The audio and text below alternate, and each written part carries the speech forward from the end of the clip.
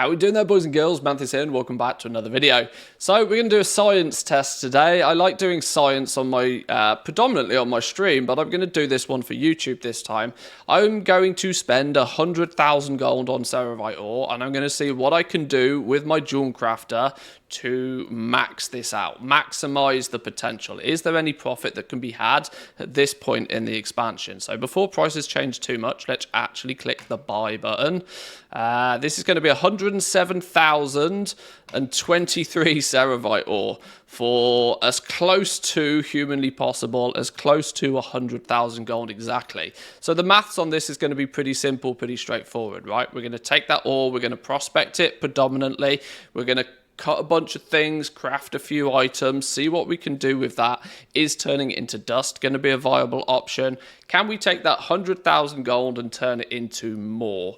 Now, for this video, I have tried to clear out my character for as much stuff as possible, so there's not any sort of no like bonus materials knocking about. I tried to clear my bank out as much as possible of all materials, so that there's no sort of no bleed from other things. I do have some other materials. I will do my absolute utmost to try and make sure that I don't use any of them to keep this as legitimate as possible. But with 100,000 ore to play with now, the question is what the hell are we going to do with it? The first thing is we're probably going to have to prospect a bunch of this. We're going to have to turn it into gems predominantly. Can we use that dust? Can we use X, Y, and Z to do other stuff? If, say, for example, there comes the scenario, which I suspect this might happen, to where we need to buy a little bit extra. If we need to buy a little bit, a few more bits and pieces to like complete crafts, then we can do just that. I will keep track of any additional spend. But the point is can we take 100,000 gold worth of ore and turn it into something?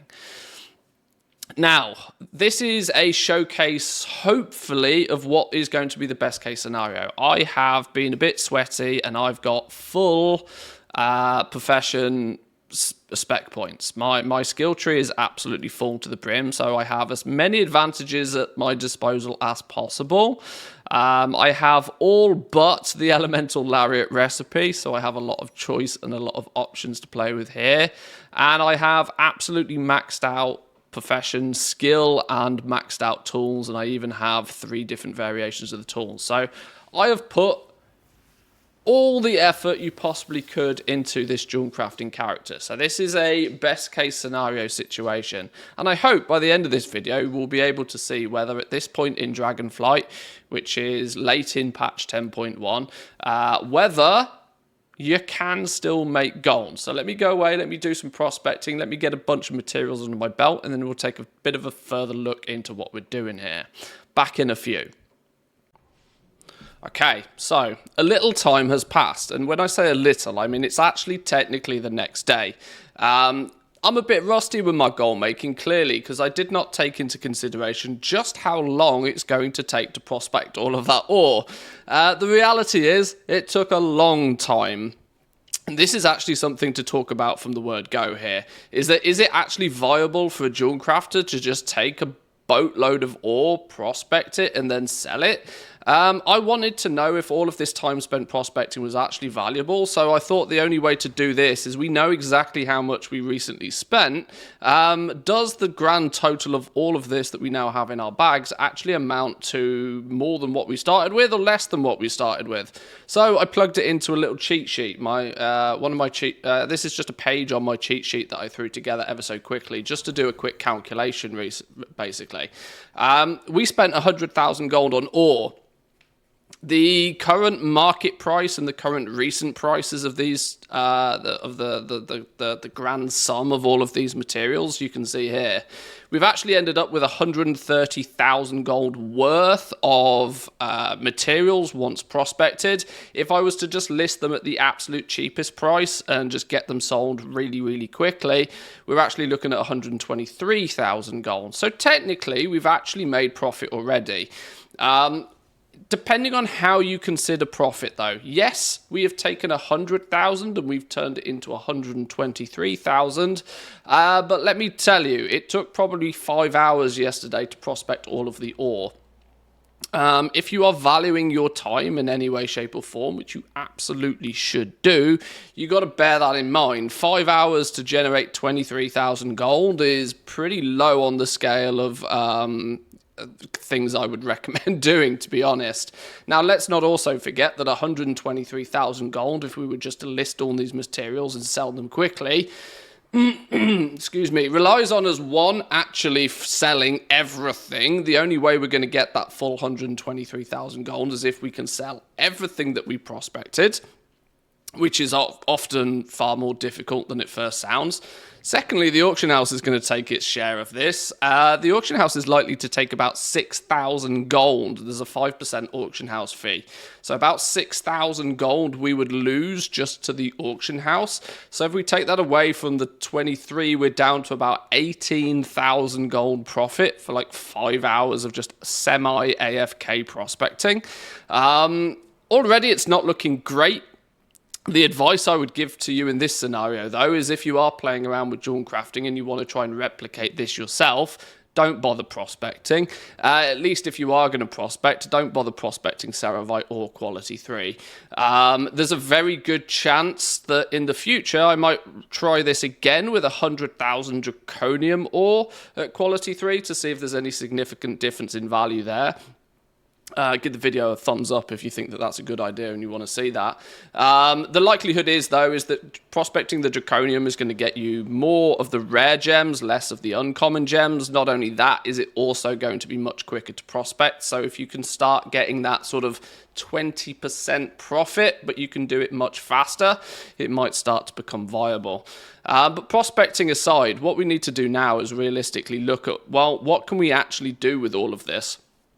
This is where I want to showcase some of the tools that are handy to use in Craft Sim, an add-on that has become very, very popular in Dragonflight and one that I almost swear by at this point. Craft Sim is a really, really good little add-on to use if you're trying to figure out what's profitable and what you should be crafting. Now, out of the box, I'm going to give you a bit of a heads up. Out of the box, you might want to change a few of the settings here, because out of the box, it firstly relies on Trade Skill Master as its price source, which is not a bad thing, by the way. There is the option to switch between Trade Skill Master or Auctionator for your price data. I still use Trade Skill Master, but one thing I have done is I've changed the TSM crafting material price and crafted item price expressions. I believe out the box, these are DB Market. Now, DB Market is still a little bit of a loose price source. I much prefer to try and use more up-to-date, more minute-by-minute stuff. I'm the kind of crafter that likes to buy a bunch of materials, craft a bunch of things, and sell them quite quickly. Turnover, keeping the turnover quite fast. So I want the most recent up-to-date price info, and DB Recent can offer you that.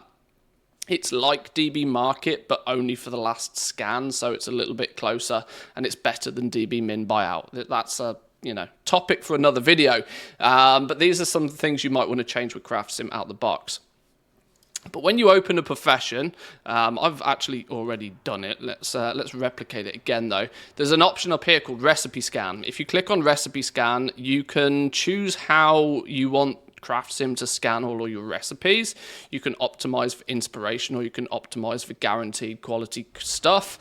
I like to optimize for guaranteed, but this is like, this is mainly due to the fact that I said at the beginning of this video that I've got a fully decked out Jewelcrafter. I have absolutely everything, every bonus that I can obtain through Jewelcrafting, all apart from being having the racial bonus, unfortunately, but only Alliance get that luxury. So you can click on Scan Recipes, and what it does is it scans through every single one, checks what equipment you've got, suggests the best equipment for you, and shows what you might be able to extract as a profit, which is very, very handy. Now, obviously, this is going to show you the average profit per craft. If you are making consumables, then that per craft profit doesn't need to be great as long as you can sell a bunch of them. So top of your list here, you're always going to find things like the toys, the big ticket items. If it's a profession that crafts gear, for example, you can tell it to include soulbound gear. This is very situational, considering you can't theoretically sell it. So use that at your discretion. But I do want to craft gear. This can be things like the PvP gear, the basic starting gear. But some of the top things we can see with Jewelcrafting, even right now, even at this point in the expansion, should you have the recipes, BBF Fist, I think this is one of the toys. This is one of the toys that came in, if I'm correct, this came in with patch 10.1. These are still profitable. We're going to start noticing a little bit of a pattern here, though. We're going to start noticing the fact that all of these gems that we've recently prospected don't particularly help us too much. We need silken gem dust, we need glossy stone, we need the earthen stone, and we even need dracothists to craft these. So the 15 nosderite doesn't get us very far, meaning we might have to spend some more to actually get some stuff crafted. Some other alternatives here, split lens specs, for example, same sort of scenario. The gems don't really account for much, but elemental harmony is going to be a good way that we can make some gold right now, I feel. And more so than anything, converting a bunch of these gems into the intermediate products, I think will also be a good win for us, generally speaking. Just crafting these intermediates and selling them back out again. Elemental harmony, for example. The profit's not great on this, but the likelihood is it's going to burn through a whole bunch of your gems, and it's going to add value to those gems. You're going to need to go out and spend some more on primal convergence, but you know, a profit is still a profit. 19 gold profit per craft, or an 8% profit on the overall crafting cost. Bear in mind, obviously, the auction house is going to take a cut of this, so you don't want to be crafting things that are too skinny. But then these elemental harmonies we can use in other crafts as well later. My suspicion is probably something similar for draconic vials. Don't particularly look to be profitable right now. Frameless lenses are absolutely break even, which is pretty scary.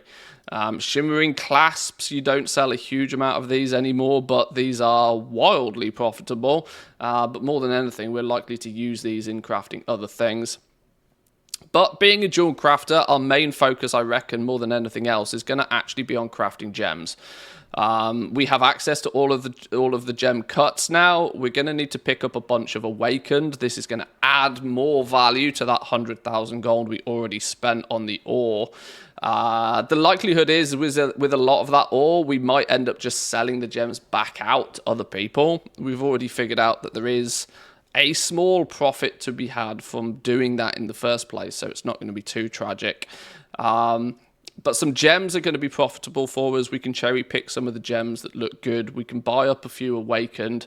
You may notice I already have a huge amount of awakened here, which I will send all of the awakened I own to a bank alt, and I'll buy more for the purpose of this video so that we can track how much we're spending along the way. So the 100,000 gold was our initial investment for the ore, which has got us a big bag load of goodies. I'm going to spend a bit of time now. I'm going to go away. I'm going to craft a few things. I'm going to see where I can utilize these materials in a semi-optimal fashion. And then we can dive a little bit more into what the resulting crafts are. And then we can get to actually selling it and seeing if we can take that 100k and turn it into more. I'll be back in a few. Alrighty, so I've done myself a little bit of crafting. I did have to, as suspected, buy a whole bunch of extra components, but I have tracked these so that we know exactly how much we've spent. We can see actually the biggest expense from this little list more than anything else was awakened. Now this is mostly due to the fact that it's predominantly gems. I don't think this is going to be really much of a surprise to anybody, but it seems to be the gems, and when you can guarantee quality 3 gems, that's more than likely where you are going to start to see your profit from.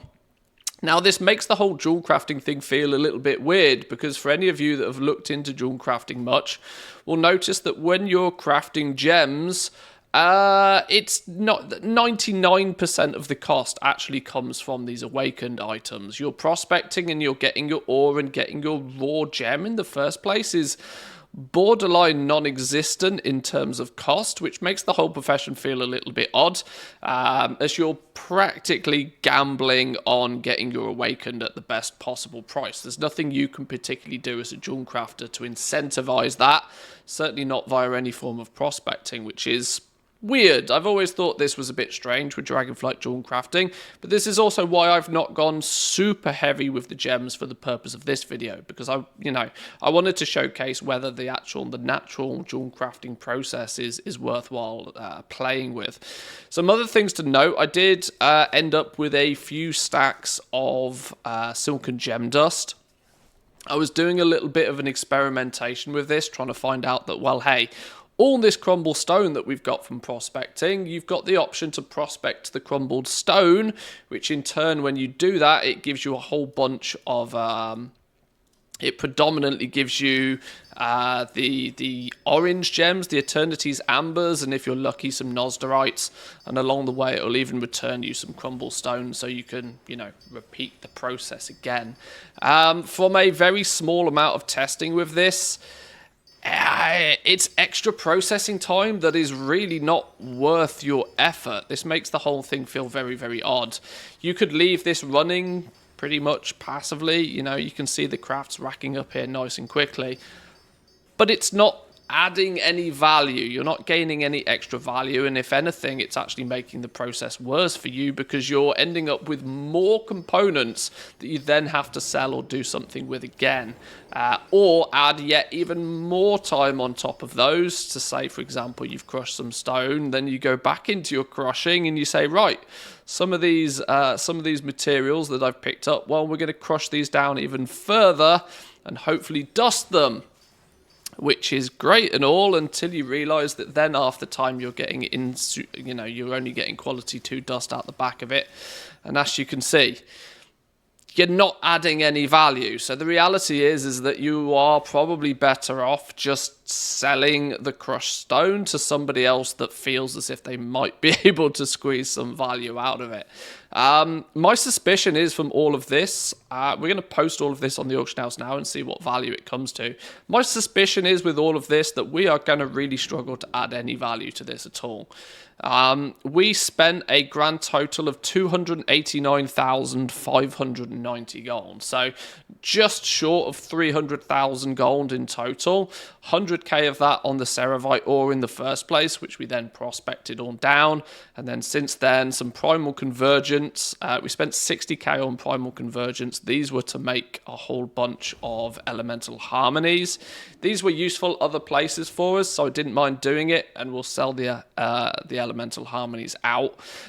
So we got 2 things to do from this point on. I've got to list everything on the auction house, and then we got to hopefully wait and have some of it sold. So let me run off, let me post all this on the auction house, and then we can see just exactly what sort of auction house value we have. Now, obviously, we'll wait a little bit of time after that for it to translate into sales as well.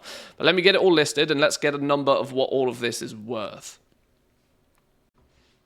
Okay, so a couple of minutes later, busy away, you're going to hear the TSM dings in the background here. A good thing about the auction house is that stuff starts to sell pretty quickly.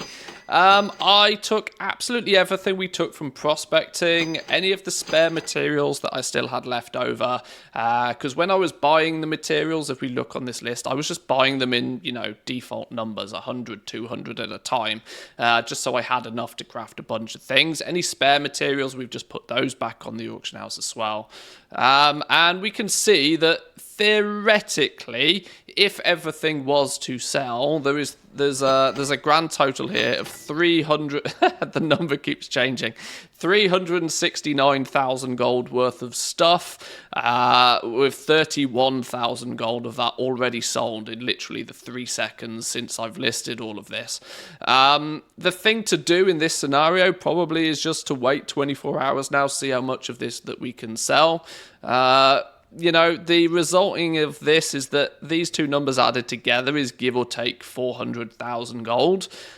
We spent 289, so in theory, if we can get everything sold. We're looking to make about 110,000 gold profit from this if we can sell everything. This is going to be the crucial thing. Now, I've been using this character for this little test solely, so I have not sold anything else on this character.